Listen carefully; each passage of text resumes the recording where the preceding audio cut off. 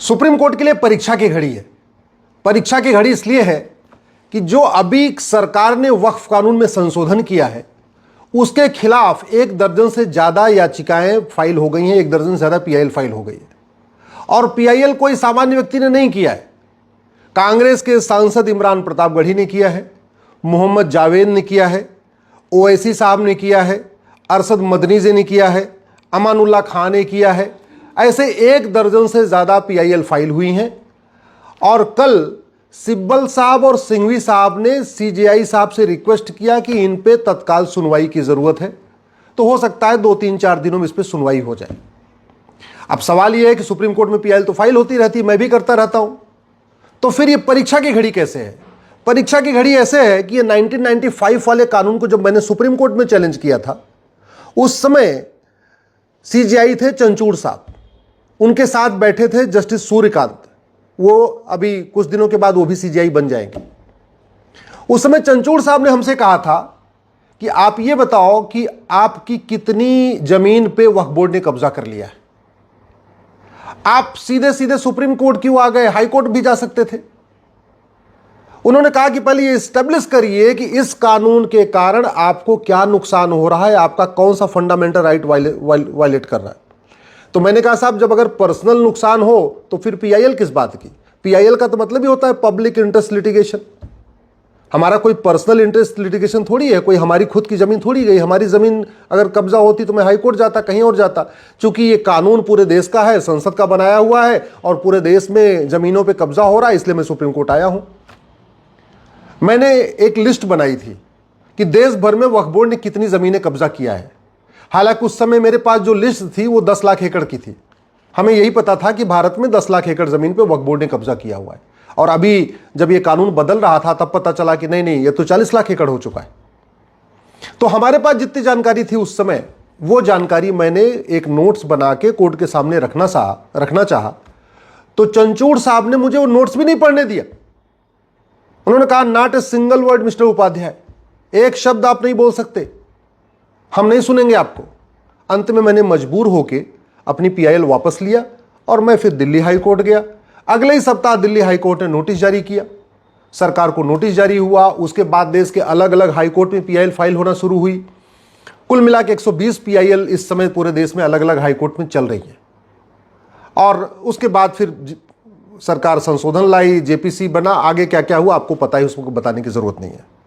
अब सवाल यह है कि मैंने भी वक्फ एक्ट को चैलेंज किया था और इस समय ओवैसी साहब, इमरान प्रतापगढ़ी, मोहम्मद जावेद साहब ने भी वक्फ एक्ट को चैलेंज किया। मैंने 1995 वाले को चैलेंज किया था। इस समय इन लोगों ने जो 1995 वाले में संशोधन हुआ है उसको चैलेंज किया है। लेकिन बात वही है।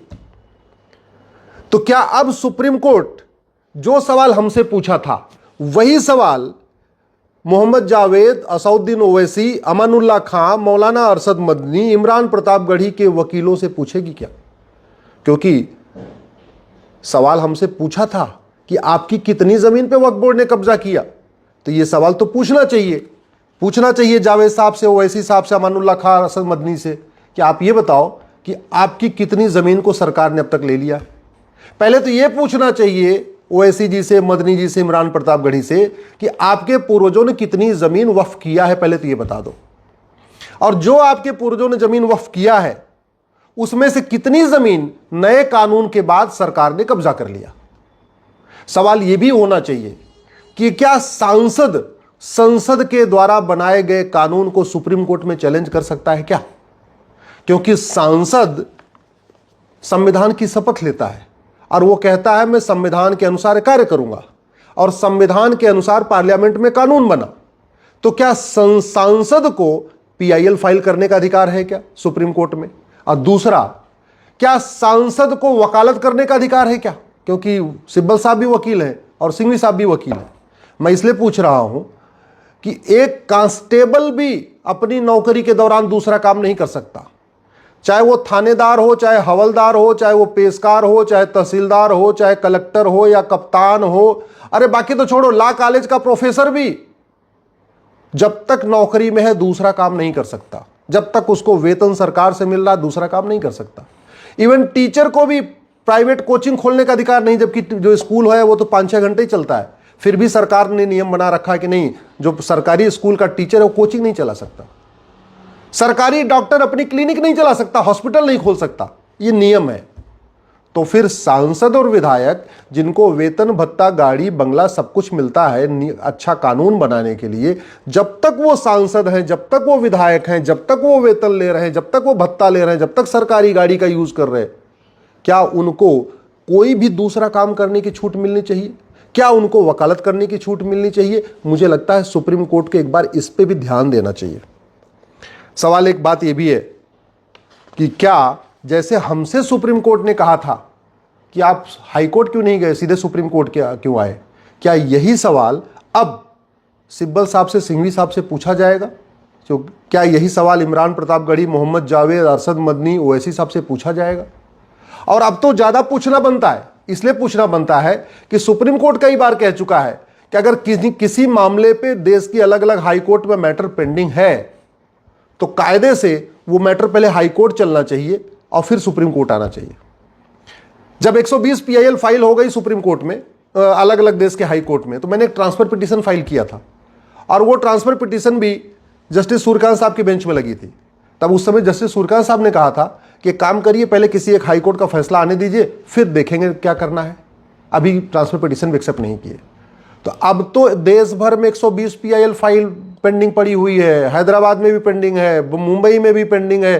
सारी ऐसी देश की कोई हाई कोर्ट नहीं है जहां 1-2 PIL पेंडिंग नहीं है वक्फ एक्ट के खिलाफ। और नए वाले जो आ रहे हैं ये भी वक्फ एक्ट के खिलाफ आ रहे हैं। बस हम पुराने वाले कांग्रेस वाले जो कानून था 1995 का, हमने उसको चैलेंज किया, ये लोग जो अभी नया वाला संशोधन है उसको चैलेंज किया।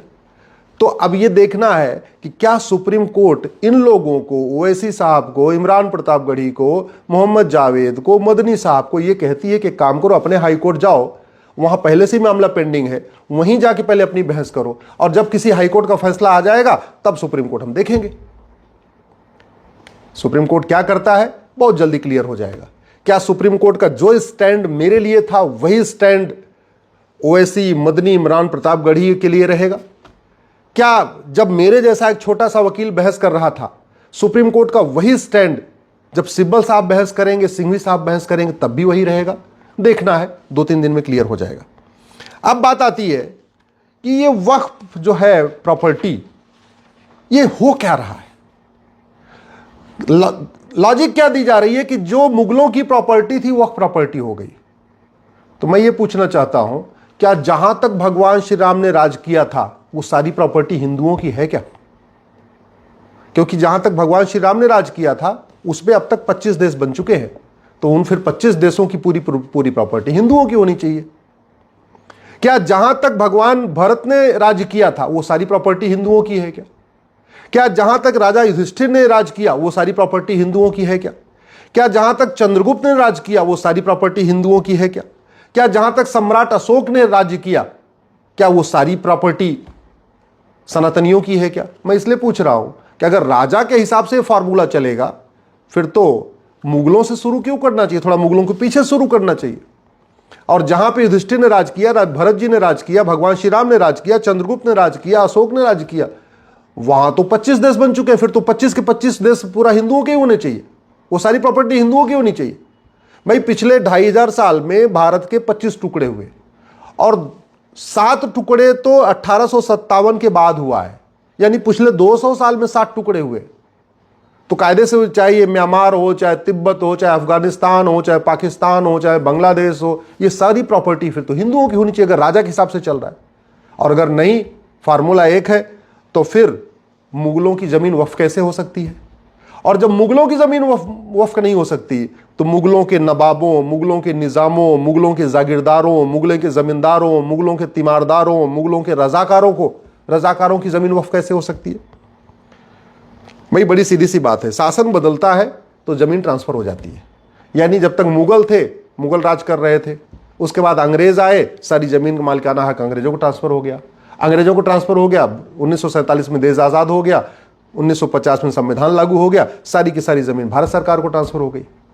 कल को फिर तो अंग्रेज बोलेंगे कि अंग्रेजों का जहां जहां राज था कॉमनवेल्थ में, पाकिस्तान, अफगानिस्तान, बांग्लादेश, यहां वहां जहां जहां था, फिर तो अंग्रेज बोलेंगे सारी जमीन चर्च की है भैया, क्योंकि राज हमारा था, सारी जमीन क्रिश्चियंस की हो गई।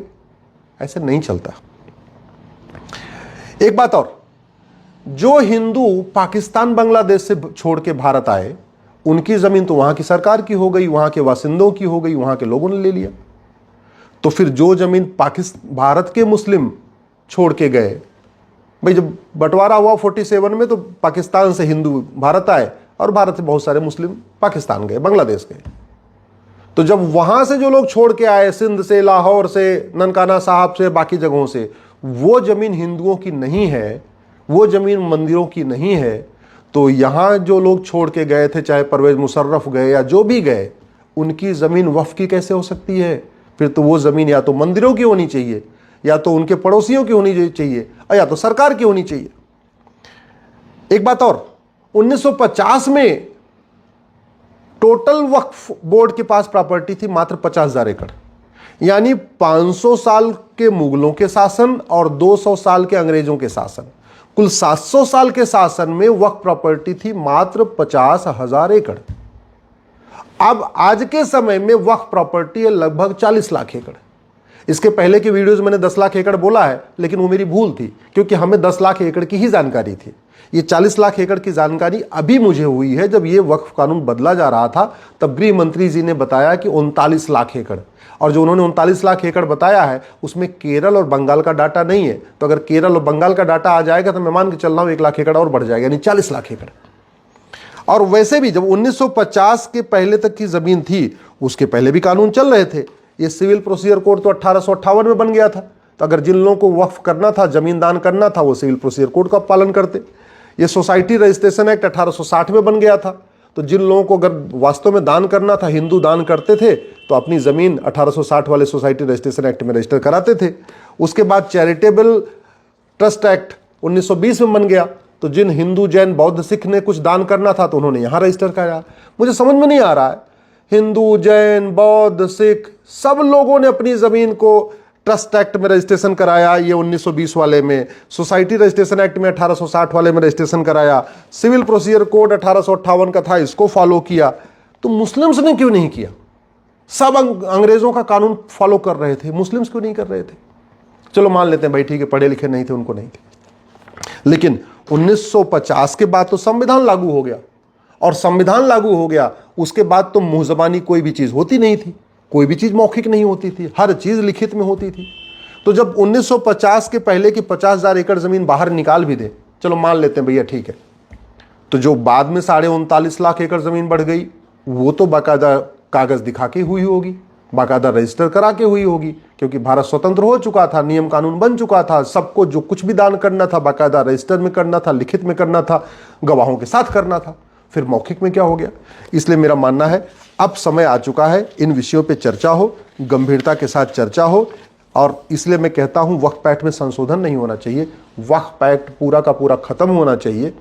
1 नेशन 1 चैरिटी कोड होना चाहिए, 1 नेशन 1 प्रॉपर्टी कोड होना चाहिए, 1 नेशन 1 एंडाउमेंट कोड होना चाहिए। हिंदी में कहेंगे समान दान संहिता, समान धर्मस्थल संहिता, समान संपत्ति संहिता होनी चाहिए, क्योंकि भारत का संविधान मजहब के आधार पर कोई नियम कानून बनाने की इजाजत नहीं देता। एक बार वक्फ बोर्ड तो फिर भी बन सकता है, वक्फ ट्रिब्यूनल तो मजहब के आधार पर हो ही नहीं सकता, बिल्कुल नहीं हो सकता, क्योंकि ट्रिब्यूनल कोर्ट का काम करता है और कोर्ट मजहब के आधार पर नहीं होती है। भारत में 20 ट्रिब्यूनल है, इनकम टैक्स ट्रिब्यूनल है, नेशनल ग्रीन ट्रिब्यूनल है, एनजीटी है, सेल टैक्स ट्रिब्यूनल है, जीएसटी ट्रिब्यूनल है, बहुत ट्रिब्यूनल है, एक भी ट्रिब्यूनल मजहब के आधार पर नहीं है। फिर वक्फ ट्रिब्यूनल क्यों? खत्म होना चाहिए। संविधान मजहब के आधार, और जमीन का फैसला हमेशा रेवेन्यू कोर्ट करती है, सबके जमीन का फैसला रेवेन्यू कोर्ट में हो रहा है, तो फिर मुगलों के जमीन का फैसला वक्फ ट्रिब्यूनल में क्यों होगा? मेरा मानना है इस पे गंभीरता के साथ जांच होनी चाहिए। और वैसे भी एक तरफ तो कहते हैं मुस्लिम गरीब है, मुस्लिम गरीब है तो फिर दान कर किसने दिया? ओवैसी साहब बता नहीं रहे कि उनके पूर्वजों ने कितना वक्फ किया, मदनी साहब बता नहीं रहे कि उनके पूर्वजों ने कितना वक्फ किया, इमरान प्रतापगढ़ी बता नहीं रहे कि उनके पूर्वजों ने कितना वक्फ किया, मोहम्मद जावेद बता नहीं रहे उनके पूर्वजों ने कितना वक्फ किया, बुखारी बता नहीं रहे उनके पूर्वजों ने कितना वक्फ किया। वैसे बुखारी साहब बुखारा से आए थे तो उनको तो वक्फ का अधिकार ही नहीं, यहाँ की 1 इंच जमीन पर उनका मालिकाना हक नहीं। मदनी साहब मदीना से आए थे, इसलिए भारत की 1 इंच जमीन पर उनका अधिकार नहीं बनता। ओवैसी साहब वगैरह सब विदेश से आए, इसलिए यहाँ की एक इंच जमीन पर उनका हक बनता ही नहीं है। और जिनका बनता भी है तो उनको कागज तो दिखाना चाहिए। अगर मेरी बात ठीक लग रही हो तो इस वीडियो को अधिक से अधिक शेयर करिए, अपने सांसदों को भेजिए, विधायकों को भेजिए। अगर आपके जान पहचान में कोई नेता है, अभिनेता है, लेखक है, बुद्धिजीवी है, पत्रकार है, कलमकार है, उसको ये वीडियो भेजिए। अगर आप किसी जज साहब को जानते हैं, वो ये वीडियो उन तक भी भेजिए, क्योंकि मामला अब परीक्षा की घड़ी की है। देखना यह है कि सुप्रीम कोर्ट ने जो स्टैंड हमारे जैसे एक छोटे से वकील के लिया, क्या वही स्टैंड सिब्बल और सिंघवी साहब जैसे बड़े वकीलों के लिए भी होता है? सुप्रीम कोर्ट ने जो स्टैंड हमारे लिए लिया, क्या वही स्टैंड ओवैसी के लिए, मोहम्मद जावेद के लिए, इमरान प्रतापगढ़ी के लिए भी लेती है? अब ये देखना है। बहुत जल्दी सुनवाई होगी, दूध का दूध पानी का पानी हो जाएगा।